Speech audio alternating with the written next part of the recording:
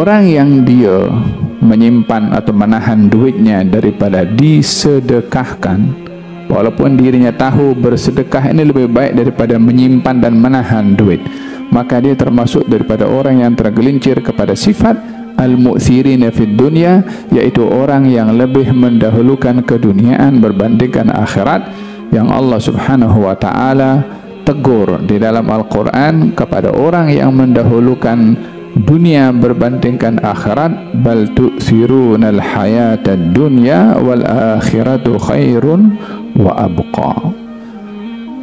Kamu ini lebih memilih untuk mendahulukan keduniaan, sementara akhirat itu lebih baik dan lebih kekal. Lebih baik dan lebih kekal. Gal satu hari baginda Rasulullah potong kambing. Kemudian setelah potong, pesan kepada Siti Aisyah, wahai Aisyah, bagi kambing daging ini kepada fakir miskin. Maka dibagikanlah sampai kepada bahagian zira', paha kambing. Kata Siti Aisyah, ini adalah bahagian yang Nabi suka. Baik, yang ini aku simpan untuk Nabi, yang lain disedekahkan. Maka kata baginda Rasulullah setelah balik, Nabi tanya, kau dah bagi ke semua daging tu? Katanya, semuanya habis wahai Rasulullah, kecuali zira', paha kambing tu. Nabi tersenyum dan mengatakan, semuanya kekal kecuali zira' yang tak kekal. Yang disedekahkan dicatat sebagai pahala, yang dimakan sendiri maka tidak ada apa-apa kaitan dengan pahala. Dia harus berbicara tentang bagaimana seorang menyikapi kepada harta. Bismillahirrahmanirrahim. Qala al-Imam Abdullah bin Al-Haddad fi kitabih Al-Hikam, nafa'ana Allahu bihi wa bi ulumi fid darain amin. Dalam kitab Hikam disusun oleh Imam Abdullah bin Al-Haddad, moga-moga Allah Subhanahu wa taala memberikan kepada kita hikmah. Kita baca kitab Hikam, moga-moga Allah berikan hikmah. Wa man yu'tal hikmata faqad utiya khairan katsira. Siapa orang diberi hikmah, maka diberi kebaikan yang banyak oleh Allah Subhanahu wa taala. Qala radhiyallahu anhu, man amsaka syai'an yara anna infaqahu khairun min imsakihi fahuwa min al-mu'thirina lid-dunya. Wa nawainalja. Man amsaka syai'an, barang siapa yang dia mencegah syai'an, sesuatu, harta maksudnya. Yara anna infaqahu, walaupun dia mencegah hartanya, dia meyakini dan melihat bahwa menginfakkan harta ini khairun min imsakihi, lebih baik daripada dia menyimpannya, menahannya. Dia ada duit itu ditahan, tidak disedekahkan, tidak diberikan, walaupun dia tahu menyedekahkan ini lebih baik daripada menyimpannya. Jadi menyimpan duit dalam keadaan dirinya tahu menggunakan duit untuk diinfakkan lebih baik daripada menyimpannya. Maka yang seperti ini adalah fahuwa minal mu'thirina lid-dunya, maka dia sesungguhnya adalah tergolong daripada golongan orang-orang yang mendahulukan keduniaan berbandingkan akhirat. Di dalam infak terbagi kepada dua bahagian, infak yang wajib dan infak yang sunnah. Infak yang wajib seperti zakat. Infak yang wajib seperti nazar. Orang bernazar untuk bersedekah, maka sedekahnya itu sudah menjadi wajib karena nazarnya. Infak yang wajib, infak kepada keluarga yang ditanggung olehnya. Istri tanggungan suami, anak tanggungan ayah, orang tua yang lemah tanggungan anak lelakinya. Ini infak yang wajib. Termasuk infak yang wajib kafarah. Kafarah bila dia ada hutang berbentuk kafarah, baik itu kafarah sumpah, kafarah puasa, apa saja bentuk kafarah yang berupa harta, untuk disedekahkan dan memberikan makan kepada orang, maka infak kafarah ini adalah infak yang wajib. Selain daripada infak-infak yang wajib ini, akan terbagi kepada infak yang sunnah dan juga infak yang haram. Infak yang sunnah dan infak yang haram. Infak yang sunnah bila membantu pembangunan masjid, darul aitam, madrasah, hospital, apa-apa yang bersifat manfaat, mewakafkan Al-Quran, atau apa saja bentuk infak yang memberi keuntungan kepadanya, baik itu keuntungan sesaat atau keuntungan yang berpanjangan seperti amal jariah dalam bentuk wakaf dan seumpamanya. Ada infak yang bersifat haram, yaitu bila orang bersedekah di tempat-tempat yang haram. Seperti orang berinfak untuk pembangunan gereja. Aku nak menyumbang bangun gereja, tempat untuk disembah selain Allah Subhanahu Wa Taala, atau pembangunan perjudian contohnya. Maka itu infak yang haram. Apa sebabnya? Disebabkan apa yang dilakukan di tempat itu hal-hal yang haram, maka infaknya pun juga haram. Kata-kata hikmah ini merujuk kepada infak yang sunnah. Karena yang wajib ini sudah jelas mesti ditunaikan. Tidak boleh seseorang itu ada option. Kalau yang sunnah ada pilihan. Katanya, orang yang dia menyimpan atau menahan duitnya daripada disedekahkan, walaupun dirinya tahu bersedekah ini lebih baik daripada menyimpan dan menahan duit, maka dia termasuk daripada orang yang tergelincir kepada sifat al-mu'thirina fid dunya, yaitu orang yang lebih mendahulukan keduniaan berbandingkan akhirat, yang Allah Subhanahu wa taala tegur di dalam Al-Quran kepada orang yang mendahulukan dunia berbandingkan akhirat. Bal tu'thirunal hayatad dunya wal akhiratu khairun wa abqa. Kamu ini lebih memilih untuk mendahulukan keduniaan, sementara akhirat itu lebih baik dan lebih kekal. Lebih baik dan lebih kekal. Hal seorang didatangi atau datang kepada Rasulullah SAW lalu bertanya, Nabi bertanya kepada mereka, harta mana yang paling baik? Harta kamu atau harta ahli waris kamu? Yani kamu lebih suka mana? Harta kamu ke atau harta ahli waris? Kata mereka mengatakan, ya Rasulullah, kami lebih suka kepada harta kami sendiri, karena harta dimiliki dia bebas. Harta ahli waris, yakni hak orang lain, terhad untuk memilikinya. Kata baginda Rasulullah, apa betul kamu suka kepada harta kamu sendiri? Katanya, ya wahai Rasulullah. Kata baginda Rasulullah, harta kamu itu adalah harta yang kamu kedepankan, dan harta ahli waris kamu itu adalah harta yang kamu simpan. Yang kamu sedekahkan milik kamu, pahalanya disimpan. Yang kamu simpan milik ahli waris kamu. Bila-bila masa ajal tiba, otomatik harta itu akan bertukar nama hak daripada tuan empunya kepada ahli waris. Ini hakikat yang ada dalam syarak, walaupun realitinya orang lebih banyak menyimpan daripada memberi. Kali satu hari baginda Rasulullah potong kambing. Kemudian setelah potong, pesan kepada Siti Aisyah, wahai Aisyah, bagi kambing daging ini kepada fakir miskin. Maka dibagikanlah sampai kepada bahagian zira', paha kambing. Kata Siti Aisyah, ini adalah bahagian yang Nabi suka. Baik yang ini aku simpan untuk Nabi, yang lain disedekahkan. Maka kata baginda Rasulullah setelah balik, Nabi tanya, kau dah bagi ke semua daging tu? Katanya, semuanya habis wahai Rasulullah, kecuali zira', paha kambing tu. Nabi tersenyum dan mengatakan, semuanya kekal kecuali zira' yang tak kekal. Yang disedekahkan dicatat sebagai pahala, yang dimakan sendiri maka tidak ada apa-apa kaitan dengan pahala. Dia harus berbicara tentang bagaimana seorang menyikapi kepada harta. Faham tum? Oleh sebab itu harta ini ditunaikan haknya. Hak pertama pada harta itu adalah hak dirinya sendiri. Yang kedua, hak ahli keluarga. Yang ketiga, hak fakir miskin.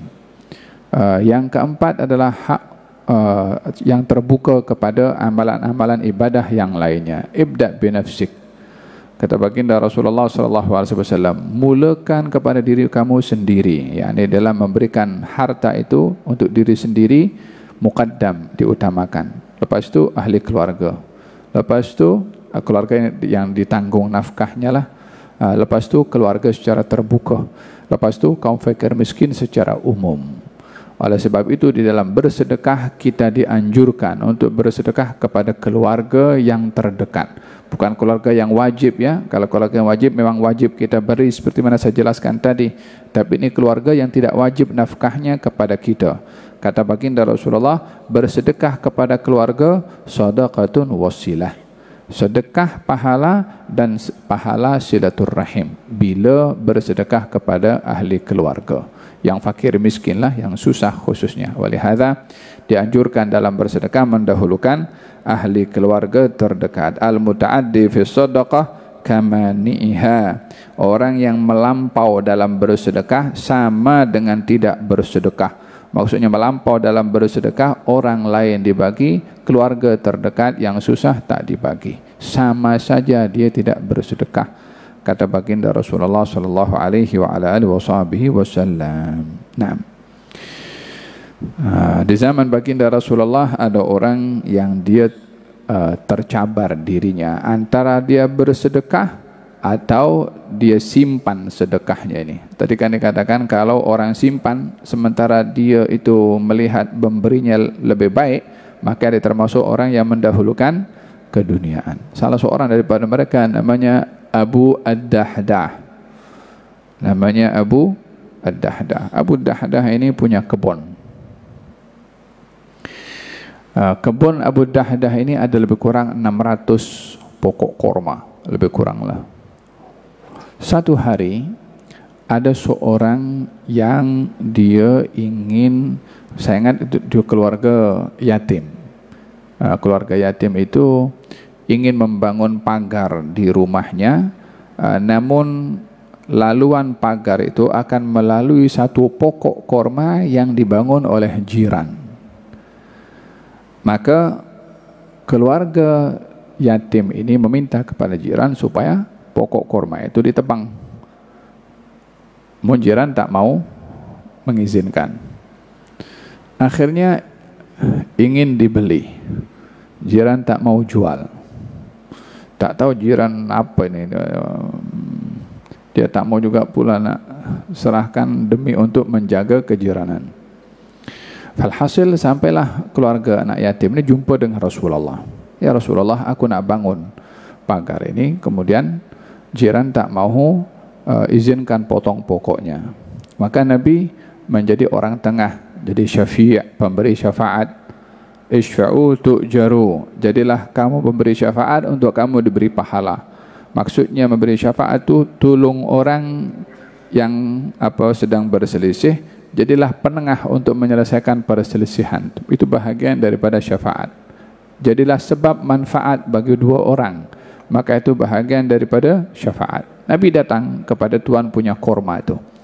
Katanya, kamu izinkan jiran kamu tebang pokok korma kamu, aku jamin kamu pokok korma di syurga.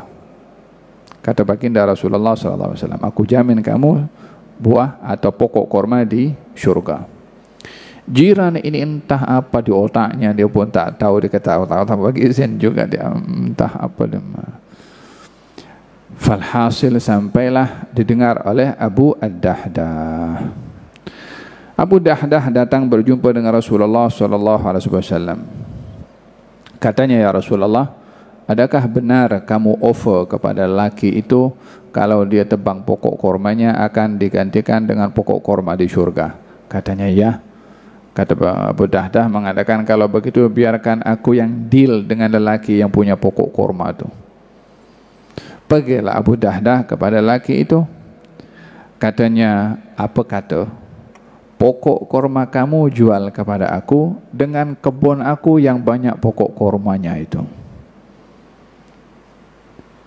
Satu pokok dibeli dengan 600. Tak cukup pokok saja, ada sumber air yang sedap di kebunnya Abu Dahdah. Abu Dahdah punya pandangan pokok kurma di surga itu bukan sembarangan. Pokok kurma di dunia habis-habis. Lelaki itu yang memang pikirannya dunia, dia pikir 1 dengan 600 mestilah aku untung. Dia tak pikir bisnis dengan Allah subhanahu wa ta'ala. Abu Dahdah pikir bisnis dengan Allah. Maka pada ketika itu setuju, kata lelaki itu. Transaksi jual beli selesai. Kata Abu Dahdah, ya Rasulullah, pokok kurma ini sekarang menjadi milik aku serahkan kepada anak yatim tu yang nak bangun tu, silahkan untuk tebang, sudah menjadi pokok kurma milik aku. Abu Dahdah pulang ke rumahnya, bagi tahu kepada istrinya, ya Dahdah, katanya, wahai ibu kepada Dahdah, yang anaknya tu namanya Dahdah, panggil istrinya, ya Dahdah, wahai ibu kepada Dahdah, katanya, jom kita keluar. Labbaik, labbaik, kata istrinya, labbaik, ukhruji, kata suaminya, keluar kamu daripada rumahmu ini. Kenapa? Aku sudah hutangkan kebun kurma ini kepada Allah subhanahu wa ta'ala untuk mendapat pulangan dari Allah subhanahu wa ta'ala. Man alladhi yuqridullaha qardan hasanan fayudha'ifahu lahu adha'afan kathirah. Orang yang menghutangkan kepada Allah akan diberi pulangan oleh Allah berlipat kali ganda yang banyak. Nah, ini kalau hutang piutang kepada manusia jadi riba, hutang piutang kepada Allah tak ada riba. Justru Allah subhanahu wa ta'ala yang menjanjikan pulangan. Kita kalaupun hutang di sini kan, kalau dengan riba pun berapa persen? Ada orang bagi keuntungan sampai 100% wala 1000%? Tak ada. Ini Allah subhanahu wa ta'ala bukan 100%, bukan 1000%. Adha'afan kathira, berlipat kali ganda yang banyak. Allah kata banyak dah. Maka kata Abu Dahdah mengatakan, thumma akbarat Dahdah ala subyaniha. Ibunya Dahdah, istrinya Abu Dahdah, ambil anak-anaknya dan barang-barang keperluannya, ma fi afwahihim wa tanfudu ma fi akmamihim. La ilaha illallah. Katanya di sini, thumma akbalat Dahdah. Ibunya Dahdah ini mengambil anak-anaknya, tukhruju ma fi afwahihim. Yang ada di mulutnya daripada makanan tu tak sempat untuk ditelan, dikeluarkan. Karena sudah kata sudah disudahkan kepada Allah Subhanahu wa taala. Khawatir makan hak orang. Gal tukhriju ma fi afwahihim, yakni makanan kurma yang masuk dalam mulutnya dikeluarkan balik, tidak mau ditelan, khawatir makan hak orang. Kemudian wa tanfudu ma fi akmamihim, dan tanfud itu macam membersihkan, macam kot barangkali ada debu yang lekat dengan lengan bajunya itu, kalau dia keluar membawa debu, tanah, kebun yang sudah diberikan kepada Allah, seakan-akan mengambil tanah itu dibawa keluar, debunya pun tak mau diambil. Bukan buahnya saja, bukan kormanya saja, debunya pun, karena sudah disedekahkan di jalan Allah Subhanahu wa taala, hatta afdad ila al-ha'atul akhar, sehingga keluar daripada kawasan itu pergi ke tempat yang lainnya. La komplain wala tanya. Istrinya soleha.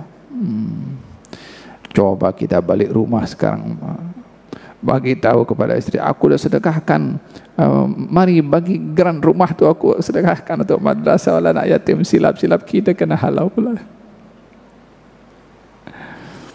Subhanallah, kita tengok ini tarbiyah itu macam mana mereka ditarbiyah itu. Boleh sampai dengan kehilangan segala-galanya. Kalau bukan kekuatan iman yang luar biasa itu yang ada pada jiwa mereka sehingga berhadapan dengan situasi seperti ini mereka mampu untuk menghadapi. Tapi ini iman levelnya macam-macam. So kita jangan buat kalau kita belum sampai kepada level itu. Kata baginda Rasulullah SAW setelah didatangi oleh Abu Dahdah, katanya, ya Rasulullah, adakah aku dapat apa yang kau janjikan daripada ganti korma-korma di surga untuk aku? Kata baginda Rasul, tidak. Dah korban segala-galanya, kebun dah habis, macam mana boleh tak dapat? Katanya, kamu dapat bukan satu korma saja, kau korbankan 600, Allah gantikan untuk engkau berapa banyak kebun korma untuk engkau nanti di surga. Kata baginda Rasul, kam min idqin radahin wa darin fayyahin li Abi Dahdah. Berapa banyak Allah sediakan untuk engkau, wahai Abu Dahdah, al-idhiq. Idhiq ini apa? Dahan. Tahu pokok korma itu kan ada dia punya dia punya